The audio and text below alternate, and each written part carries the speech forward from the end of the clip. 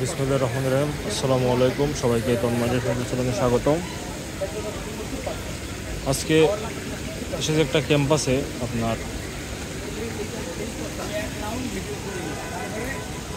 বাংলাদেশ কৃষি গবেষণা ইনস্টিটিউট উদ্ভাবনী কৃষি যন্ত্রপাতি প্রদর্শনী মেলা আর কি। প্রথমে এখানে দেখতে পাচ্ছেন বাড়ি ফল শোধন যন্ত্র। যাই হোক, এটা কি এখন যেখানে গেলে বোঝা যাবে। এটা হচ্ছে এই যন্ত্র দ্বারা গমে গরম পানি আমকে শোধন করা হয়। যাই হোক, এটা সম্পর্কে আমি বিস্তারিত বলতে পারছি না, কিন্তু এই যে এটা সম্পর্কে খুব ভালোভাবে বলতে পারবো। সেটা হচ্ছে বাদাম, এই যে মাঝখানে এখানে হয়তো আপনার বাদাম দিয়ে কিছু একটা করে, আর এদিক দিয়ে হয়তো ফ্রেশ বাদাম বের হয়। তারপরে এটা হচ্ছে আপনার ওই রবি শস্য যেগুলো মটর, মসুর, ধান, গম, মানে রবি মানে মটর, কালাই যেগুলো, সেগুলো যে এখানে দিয়ে আমাদের এদিকে যেমন আগে বড় বড় হয়, এটা তারই একটু ছোটোখাটো আধুনিক একটু যন্ত্র। যে আমি আপনাদের প্রতিটা লেখাটা দেখিয়ে দিচ্ছি, তাহলে আপনারা দেখতে পারবেন। এই যে দিলে হয়তো এই দিক দিয়ে আপনার শস্যটা বের হয়। আর এটা যে আলু স্লাইস মানে আলু পটেটো বানানোর যে মেশিনটা, এই যে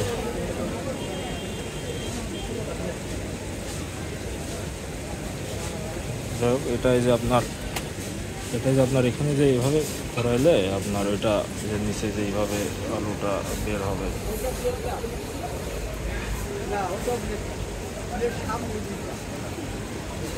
সাথে আছে আমার আঙ্কেল। আসসালামু আলাইকুম। আঙ্কেল আমাকে সব বিষয়ে সবগুলো, আঙ্কেল এই মেশিনটা সম্পর্কে যেন কি বললেন? এটার কাজ কফি। ও বুঝছি। মানে এটা কি ওই কফির সিডটাকে কি মানে আটা বানায় নাকি? না না, এটা পরিষ্কার। ও আচ্ছা আচ্ছা, বুঝছি। বাংলাও আছে। আরে পরেরটা এটা তো সেম। হ্যাঁ, এটাও কফিরই। হ্যাঁ, এটা হচ্ছে মানে গুঁড়া করে, মানে এটা গুঁড়া করে, পাউডার করে, মানে আপনার ওই সিড বীজটা দিলে পরে তখন এটা আমরা যে কফিটা খাই ওটা তৈরি করে।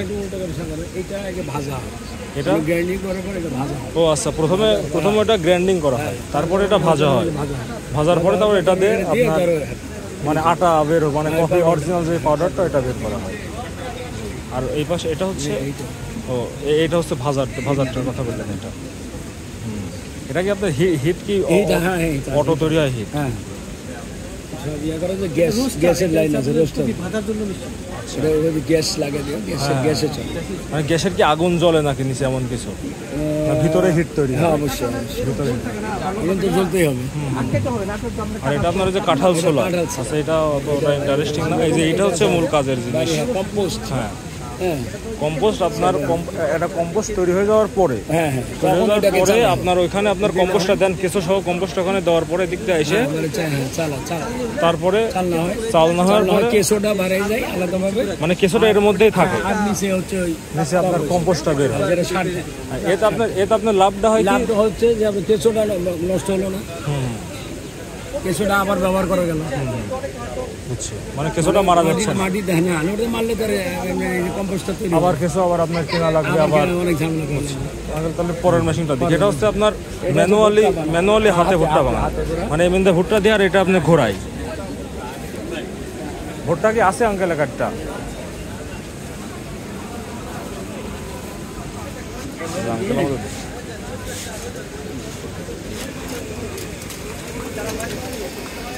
জি জি জি, বুঝছি। আর করার দরকার নেই। হ্যাঁ হ্যাঁ,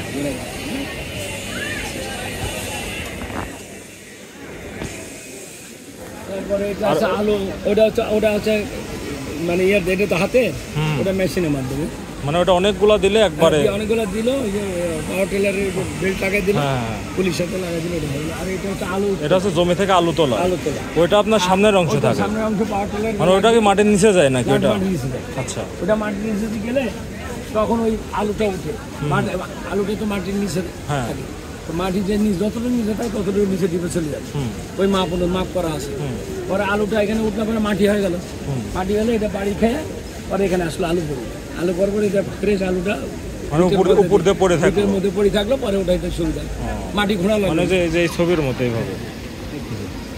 আর এটা আপনার বেড তৈরি করে, আর এটা হচ্ছে বেড তৈরি হয়ে যাবে, মানে কফির বেড না, জমি চাষ হবে সামনে। আচ্ছা, তারপরে আপনার যে বীজ বীজ বীজ লাইন হয়ে যাবে, তারপরে এটা হচ্ছে বেড তৈরি।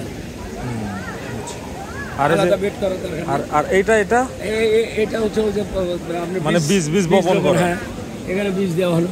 আচ্ছা, এখন মনে করেন ক্রস বীজ দিয়ে করবো, আবাদ করবো। একটার মধ্যে হয়তো ভুট্টা দিল, আর একটার মধ্যে একটা অন্য কিছু দিল, কিংবা খালি ভুট্টা করলো। না, যখন যেটা প্রয়োজন তখন সেটা সেভাবে। সরিষা মানে এটা যে এই এখানে এই যে প্লেটের মধ্যে সব ব্যবহার। যেমন ভুট্টার হচ্ছে এইটা এর মধ্যে আনবে, এটা বাড়ি দিয়ে নিজে পাইপ দিয়ে ফেলাবে। এই যে পাইপ দিয়ে আপনার ওই সারের মধ্যে ফেলে এই প্লেটটাই হচ্ছে মেন। প্লেটটা চিকন দিলে, যে সরিষা দিলে সরিষা। এটাও কি আপনার পাওয়ার ট্রিলার লাগানো? পাওয়ার টিলার আছে, ট্রাক্টরে আছে। এটা কি পাওয়ার টিলার? এটা পাওয়ার টিলারের। এই এত বড় এই পাওয়ার টিলার টানতে সমস্যা হয় না? না, মানে যে এটা হচ্ছে এটা। হ্যাঁ, জি, বুঝতে পারছি। আমরা এখন ভার্সিটি থেকে বিদায় নিচ্ছি।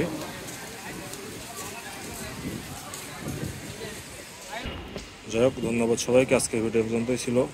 সবাই ভালো থাকুন, সুস্থ থাকুন। আর আসলে এভাবে কথাটা বলতে পারলাম না, বুঝতেই পারছেন, একটু লজ্জা কাজ করে আমার ভেতরে। সবাই খুবই ভালো থাকুন। আর আমাদের এই ভিডিওটা ভালো লাগলে অবশ্যই আমাদের ইউটিউব চ্যানেলটা সাবস্ক্রাইব করে দিতে পারেন। ধন্যবাদ সবাইকে। বিদায়। IUBAT।